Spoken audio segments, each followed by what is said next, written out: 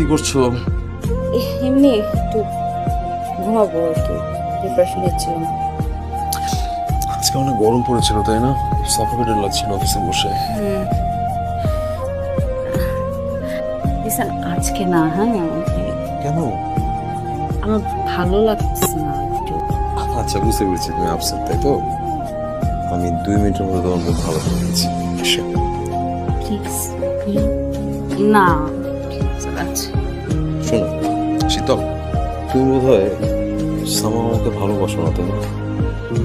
তুমি যদি দেখো,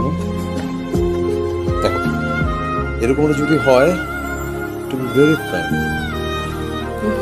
হ্যাঁ, তো তুমি কি চাও আমরা এক বাড়িতে থেকে আলাদা আলাদা রুমে থাকি? এরকম কিছু না, মানে দেখো আমার কথাটা একটু শোনো শীতল প্লিজ। আমি সকাল থেকে সন্ধ্যা পর্যন্ত